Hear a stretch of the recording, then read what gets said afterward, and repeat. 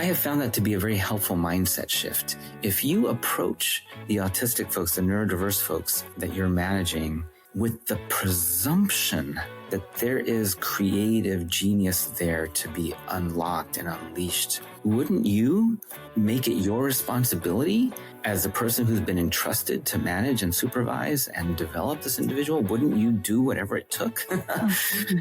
Change ways of doing things, make accommodations, change structures, give them the space and the breathing room or whatever, right? You would do whatever it takes to whatever it took. Get access. That's the mindset shift. I think once you have that mindset shift, then you can go into the learnings and the trainings and the tips and the tricks, and you can deploy those things successfully, because fundamentally the regard that you have for the folks that you're working with has changed. Dr. Stassun, you often talk about the term inclusive excellence, which I absolutely love. And tell me what that means to you. So, when we think about neurodiversity, and any other form of difference that people bring to the workplace or to their classrooms or to any interaction, I think there's a deficit-based perspective that I think still too often swirls around how we think about including people in different spaces. And inclusive excellence to me means that, it matters when we're talking about education, when we're talking about work, different spaces and places where we expect people to perform. I think it's important that we maintain the notion of a standard of excellence. That when we are talking about including folks in different activities, that we're not at all talking about lowering or changing some standard of excellence. Excellence is the standard. Excellence is the goal.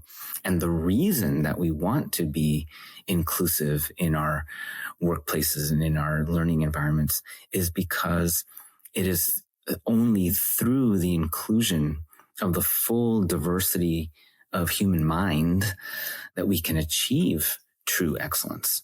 So, I'm very fond of that term because it makes very explicit the link between achievement of excellence and performance and innovation and inventiveness and creativity. It links all of that's wrapped up in excellence with the need to be inclusive of all kinds, including neurodiverse folks.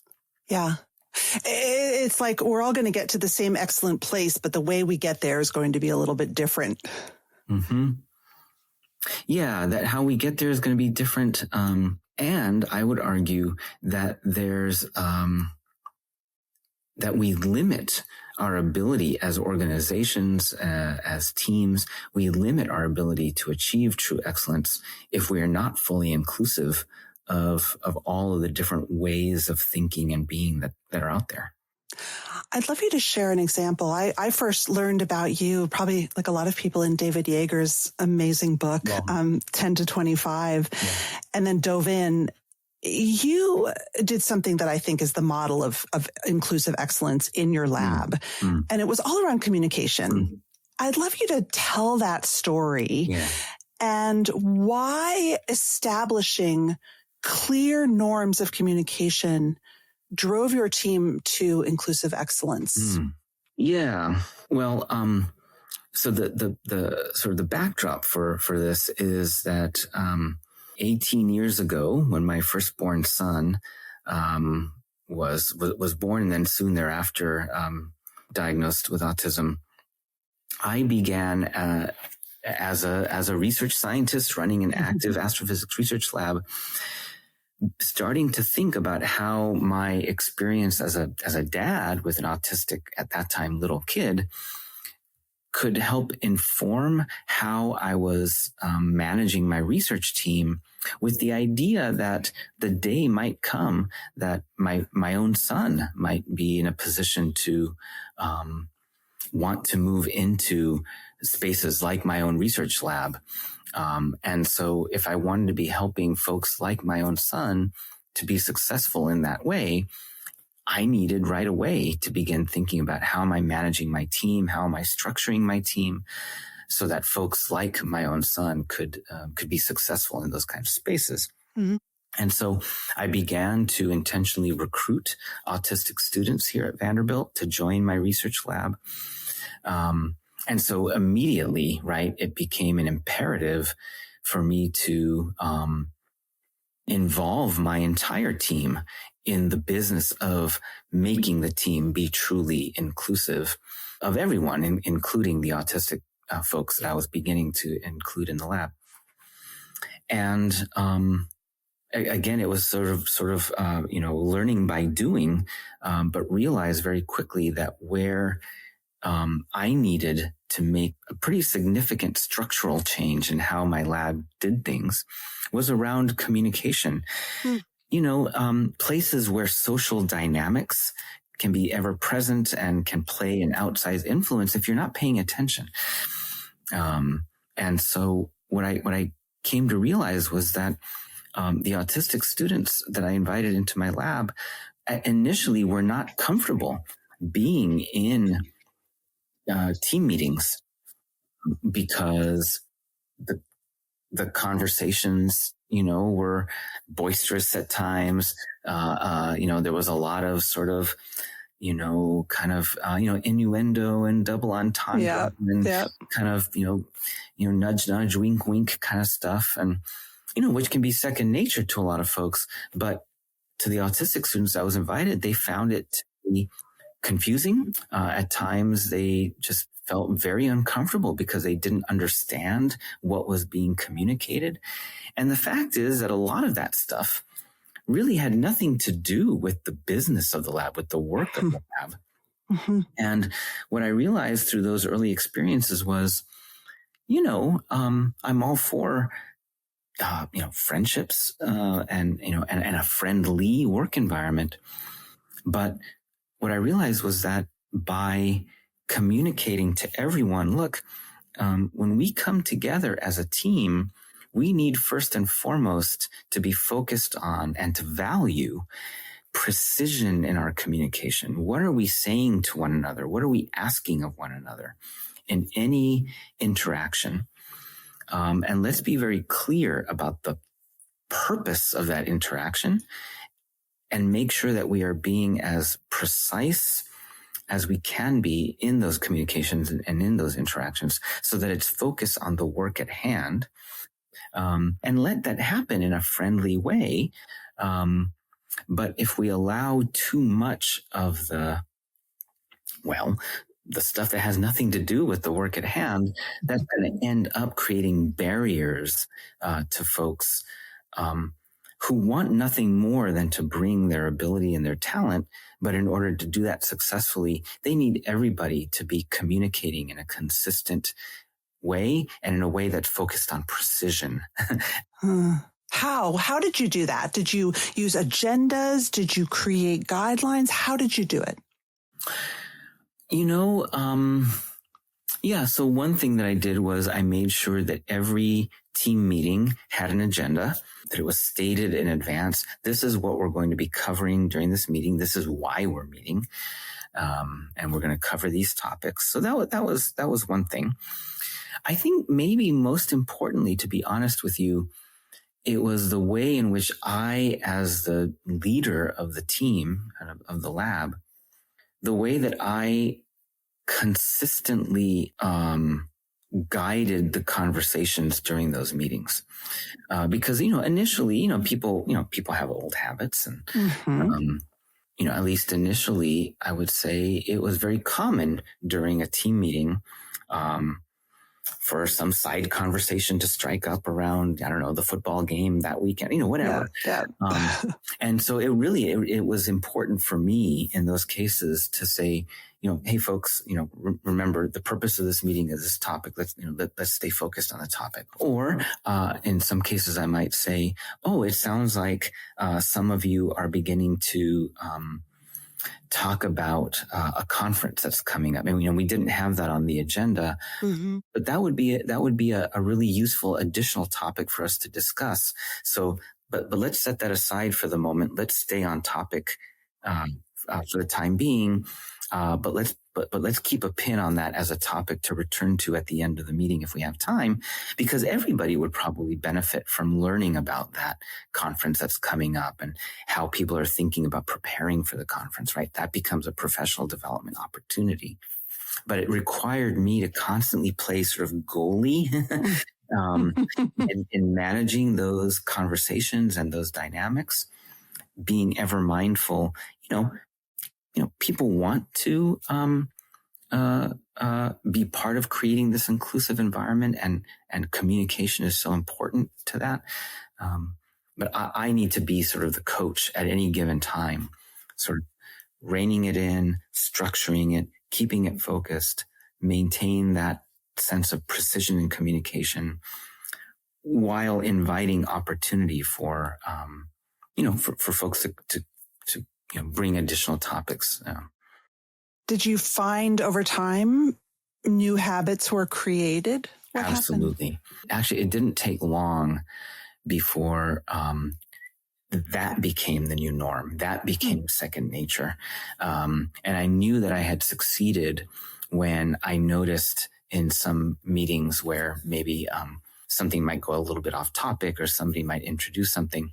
Other members of the team, not just me, were the ones to say, oh, that would be a really interesting thing to talk about, but maybe not right now. Let's stay focused, right? People began to kind of adopt for themselves and almost sort of self-regulate, if you were, for the team to make sure that environment was always structured, calm, focused. I like that term of sort of precision in communication. We all became sort of helpful to one another in remaining focused and communicating in that way. Gosh, I love that. I mean, it's so funny when you think about it. We so rarely say what we really mean in society and especially at work. It's very funny, and I don't know if they've ever happened. I have bipolar disorder, and so my brain functions more like an ADHD brain. I'm the opposite of precise and linear. I am very happy to go in a million different directions and assume it will all get tied over. And I have worked with autistic people who have said, I don't understand a thing you're saying. Where are you going? What's the point?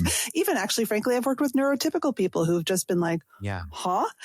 And so it's been a real learning for me to sort of get myself on track and try to hem in. Yeah. And actually, since you mentioned that, I'm realizing that another thing that I found was really important for me to do as the team leader in structuring, team conversations, again, which is just, we're talking a lot about team conversation because that is such an important aspect of working in a team, right? Totally. Especially in a lab environment or research environment. One of the other things that I had to learn how to do was, in addition to helping my neurotypical team members learn to stay focused on precision in their communication, at times I had to help my autistic or neurodiverse team members structure their own communication. So at times, for example, if I found that one of my autistic team members was kind of maybe, it was a topic that they were especially interested in. And so they were just sort of like gushing about it. And they were going kind of nonlinear and kind of bringing in this and that. And like their brain was just sort of firing. At times I would say, you know what? I really want to make sure that we're all able to follow along with your really, interesting and creative, brainstorming that you're doing right here. Why don't you say one more thing about that train of thought? And then let's pause and let's make sure that the rest of the team, really understood what you were trying to convey. And if not, then let's have some questions from the rest of the team to make sure that you're able to, really share with us, everything that's in your head. We want to follow along. Why don't you just say one more thing and then let's take a pause and let's see if they're quite right. That hits home for me. So, I think there are ways in which we can, kind of help bring a sense of, we want to hear everybody's ideas and provide some coaching and kind of guidance and structure. I think that's a really important role for managers and team leaders. Yeah. Have you ever, how am I going to phrase this? People with autism often have a special interest, which is why they get so excited and why they can focus in for hours and hours. And I would assume that a lot of your most successful students, that is their passion, their special interest that drives that. Have you ever coached them to be more flexible or to let go or, transitions can be hard. Right. I'm curious how those nuances play. And I don't know if this is right or wrong, but I will tell you that it has been successful in my lab that when it comes to those kinds of things, I have tended to treat those as sort of intrinsic attributes of a person. Like, what one person might call inflexible, I would call an area of hyperfocus and ability. And like, I have tended to not want to try to like change the person around that kind of thing. Or, as you pointed out, transitions can be hard, or like springing something on someone that's unexpected can be dysregulating. My approach has been to say, I'm going to regard those as more or less hardwired things. That's part of how that brain works. Yeah. And so I'm going to respect those things. Yeah. That makes sense to me. And I also would assume you don't get to a graduate lab in physics at an excellent university, without having that strong drive. And that maybe is the place to unleash it all. I mean, that's why you're there. Exactly. It's like, wow. What an amazing thing that I've, met this, brilliant individual, and they have learned to make it in the world so far by having certain kinds of guardrails in their brain, right? And certain kinds of ways in which they're able to pivot or not in certain circumstances. So I'm going to work with that, right? Like they are the expert on their own brain and how it works well and how to best unleash it. So I'm going to take my lead from them in that regard. What have you learned about your own brain in working with all these years like that? Wow, what a question. I don't think I've ever been asked that before. I think one of the things that I've come to understand about myself is that I think one of the ways in which I'm constantly looking for patterns in things, it's in seeking connections between ideas and people. I guess I'm a kind of a connector. And I think, kind of some of the things that we've been talking about just in this conversation about ways in which I learned how to manage a neurodiverse team. Another way of saying all of that is that I could see in each member of my team kind of their niche abilities and strengths, and their individual kind of, quirks or differences in terms of how they need to be, accommodated in order to best bring their niche strengths and interests. I could sort of see all of those things in people. And that allowed me to kind of connect the various individual strengths and interests and quirks and differences in the team in order to allow the team as a whole to, work as an organism. Right. Yeah. Oh, what a question. Thank you.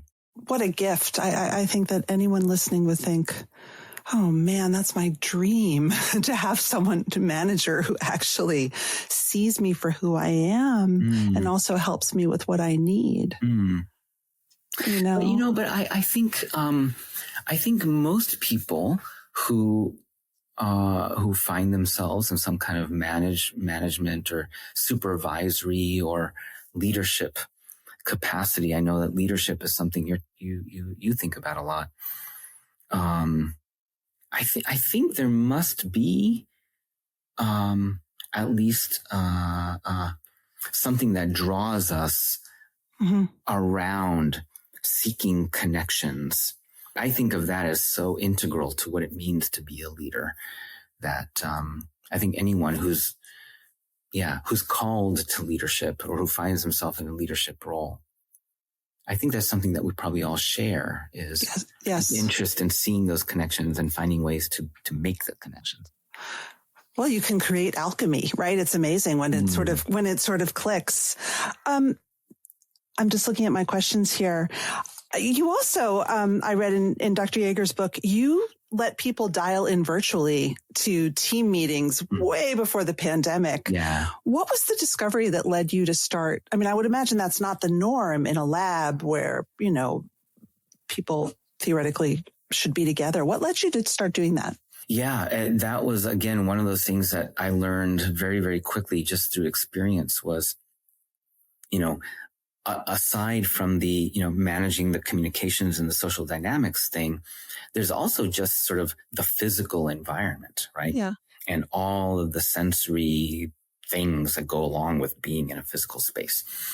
And, a lab can be uncomfortable for certain folks who have certain sensory sensitivities. The lighting in the lab can be uncomfortable. In a group meeting environment, the nature of the conference room or whatever might be such that, it's a little bit echoey or it can be a little bit loud or, all kinds of things. And, some of those things we can maybe control sometimes, but a lot of the times we just can't.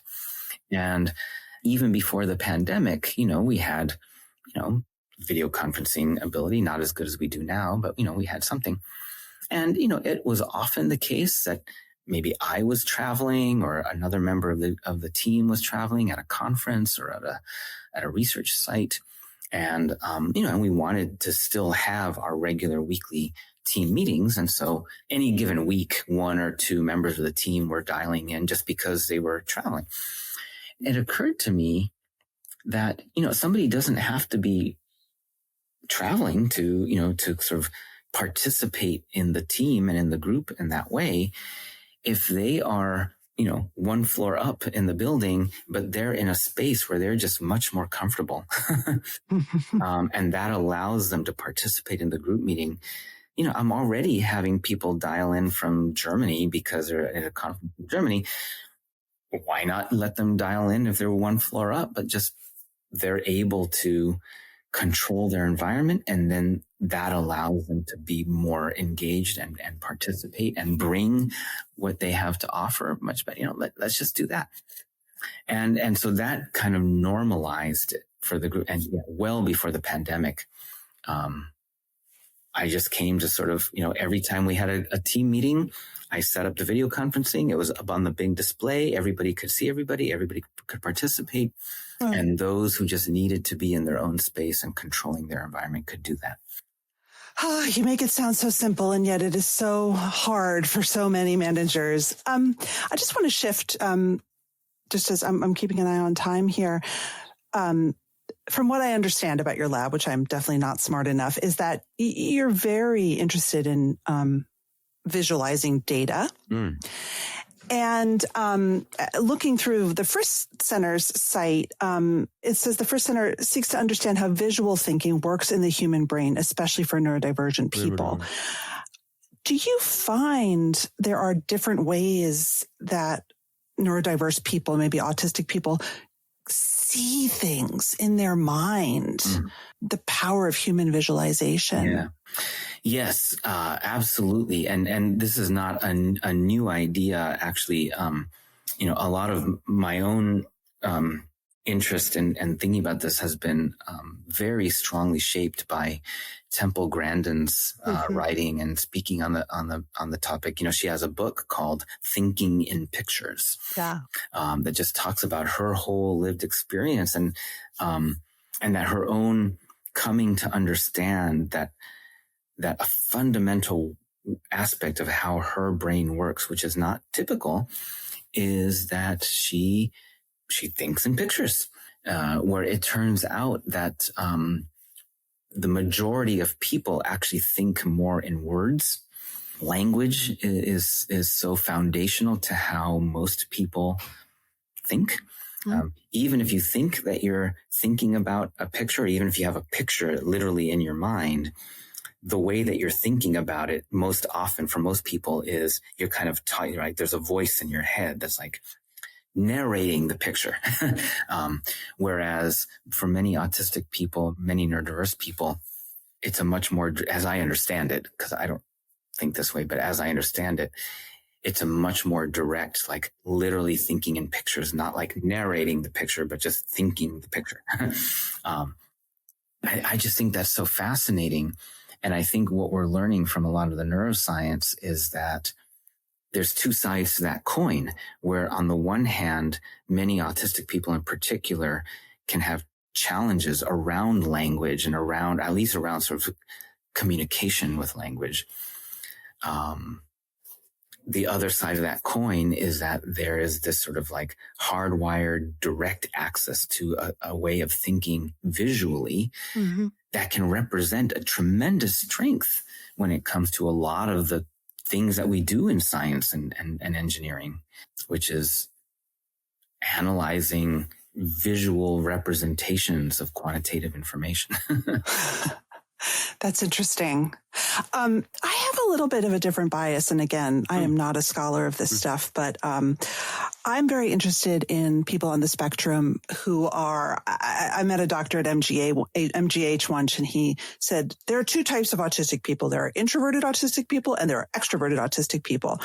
And someone I love very much is an autistic person who is extremely verbal, extremely extroverted. Yeah. Not great at math,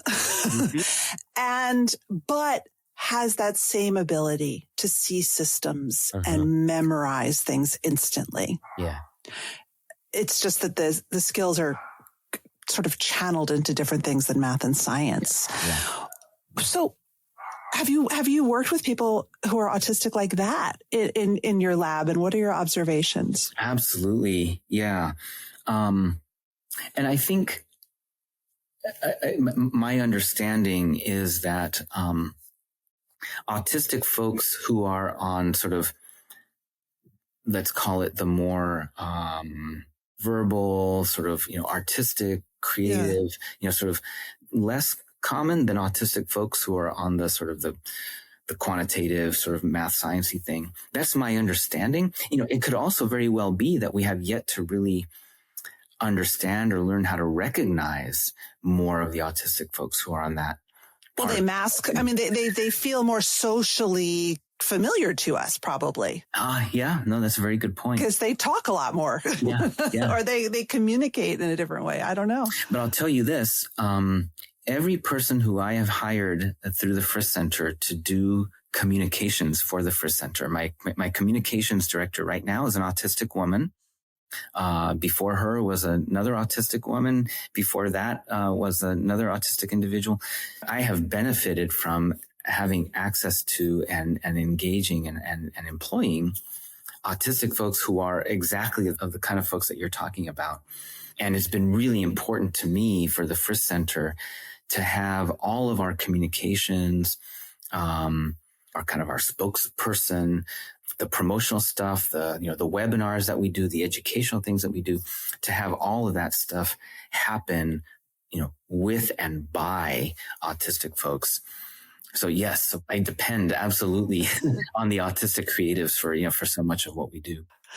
I just think it's amazing, the human brain. My final question for you is really, with all your experience as a manager, as a parent, what would your number one piece of advice be for managers who are working with autistic folks who also seek excellence?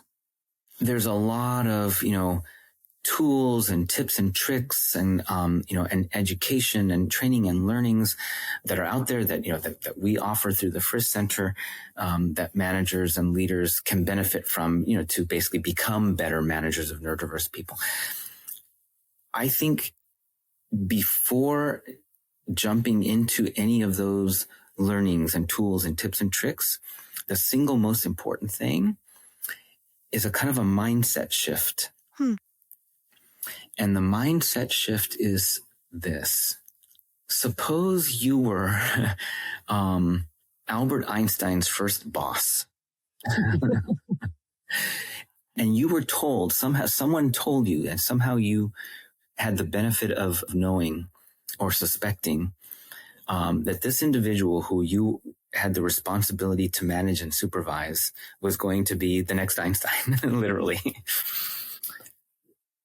And what you saw was someone who behaved very, very differently, someone who communicated very, very differently, someone who maybe on the surface appeared to have like a lot of differences in terms of how they showed up and sort of, needs for sort of things to be a certain way and a strong kind of negative reaction to kind of being told to do things in a certain, way because that's how they were always right. Like essentially you were being handed someone who on the surface was, going to be someone who appeared to be difficult to manage. Kind of a pain in the butt. Or just different. Like, oh man, I have to figure this person out. But if you knew that they were literally Einstein, like how would you approach that? Would you say like, too hard? Why should I bother? I can hire somebody else who's going to be easier to manage. No, you wouldn't say that. You would be like, I'm going to do whatever it takes to figure out how to help this person be successful because in this hypothetical scenario, what's going to come out of it for you, for your organization, for the world, right?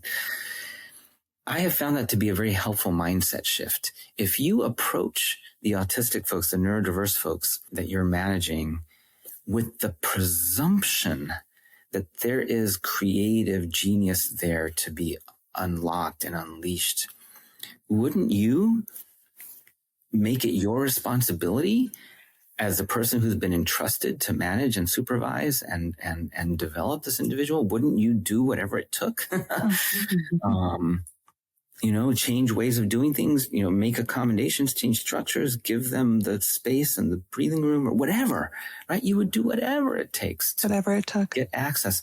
That's the mindset shift. I think once you have that mindset shift, then you can go into the learnings and the trainings and the tips and the tricks, and you can deploy those things successfully because fundamentally the regard that you have for the folks that you're working with, has changed. Also, you're also talking about a fundamental curiosity. Yeah, that's right. Yeah, a fundamental curiosity about what is in your head. Because I know that there's something there that's really special. Yeah. Thank you so much. Oh, what a delightful conversation. Thank you.